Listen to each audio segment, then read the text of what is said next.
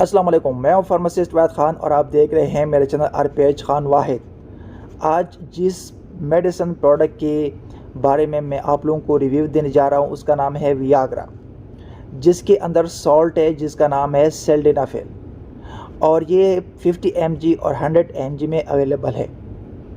अच्छा, एक prescribed medicine है, बेटर है कि जब आपको डॉक्टर रिकमेंड करे, प्रिस्क्राइब करे तब उसको ले तो बेहतर है।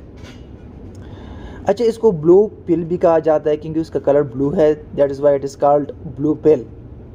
मैं इस मेडिसिन के साइड इफ़ेक्ट, उसके फ़ायदे, सबके बारे में तफसील से आप लोगों को बताऊंगा, लेकिन थोड़ा मैं उसका बैकग्राउंड बता दूंगा कि ये जो मेडिसिन है इस दुनिया में कैसा आया है। अच्छा, ये इसके फर्स्ट आइडेंटिफिकेशन 1998 यानी 1998 में आया, जब एक मल्टीनेशनल कंपनी जिसका नाम फाइज़र है, वो एक मेडिसिन ट्रायल में चेक कर रहे थे एक डिज़ीज़ के लिए जिसका नाम है पल्मोनरी आर्टेरियल हाइपरटेंशन, कि जिसमें उन लोगों ने ब्लड वेसल, लंग्स में जो ब्लड वेसल उनको डिलेट करना था और ये मेडिसिन ट्रायल में टेस्ट हो रहा था। उस ट्रायल में ये पता चला कि इस मेडिसिन का एक ज़बरदस्त इफेक्ट है एरेक्टाइल डिसफंक्शन में, बलफाजी दीगर यानी मर्दाना कमज़ोरी में। 1998 में ये आइडेंटिफाई हुआ और 2005 में ये FDA यानी अप्रूव्ड किया। तो मतलब कोई भी उसको बेच सकता है, ये कोई इलीगल चीज़ नहीं है। अच्छा, इसका काम क्या है?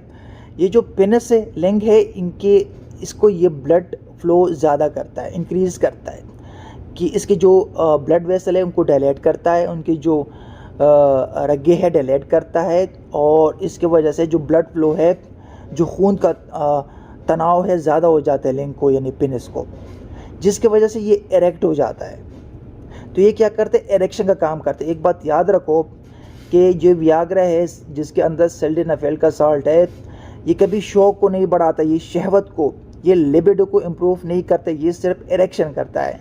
ये मिथ है जो मैं आज हल करने जा रहा हूँ, या आप लोगों का कंसेप्ट क्लियर करने जा रहा हूँ इसके बारे में। अच्छा, इसके साइड इफ़ेक्ट क्या है? इसके साइड इफ़ेक्ट भी बहुत ज़्यादा है। अगर आप हार्ट का पेशेंट है तो ये टेबलेट आप ना लें। क्यों? क्योंकि ये ब्लड प्रेशर को इंक्रीज़ करता है। इसके अलावा ये हेडेक इसकी वजह से डेवलप हो जाता है, और डिजीनेस होते हैं, नोज़िया, वोमिटिंग, कभी कभार एब्डोमिनल क्रैम्प यानी आपके पेट में भी दर्द होता है, जो गुर्दे की तरफ एरिया है उस एरिया में भी आपको दर्द होने लगता है। तो ये मतलब अगर आपका हार्ट का प्रॉब्लम है, अगर आपको ब्लड प्रेशर का प्रॉब्लम है, तो बेहतर है आप टेबलेट ना इस्तेमाल करें।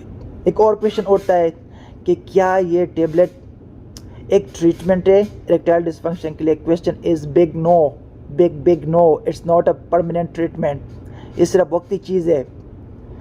आपने जाना है किसी अच्छे डॉक्टर के पास, अपने टेस्ट कराने हैं कि मसला क्या है आपको। कहीं आपका टेस्टोस्टेरोन लेवल तो कम नहीं है, कहीं आपके ऊपर तो ज़्यादा स्ट्रेस नहीं है, कई बहुत से फैक्टर है, जैसे अगर आपके ऊपर स्ट्रेस ज़्यादा है तो भी ये इरेक्टाइल डिसफंक्शन हो जाता है। अगर आपका हाइजीन या आपका जो लाइफ स्टाइल अच्छा नहीं है, आप एक्सरसाइज नहीं करते, आप स्ट्रेस में रहते हो, आपको कोई लाइफ स्टाइल नहीं है, तब भी आपको इरेक्टाइल डिसफंक्शन होता है।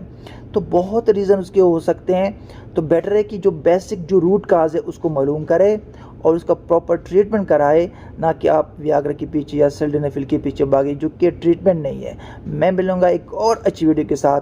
अगर आप लोगों को ये वीडियो अच्छी लगी तो प्लीज़ मेरे चैनल को सब्सक्राइब करें, वीडियो को लाइक करें, शेयर करें। मिलते हैं एक और अच्छी वीडियो के साथ, तब तक के लिए अल्लाह हाफ़िज़।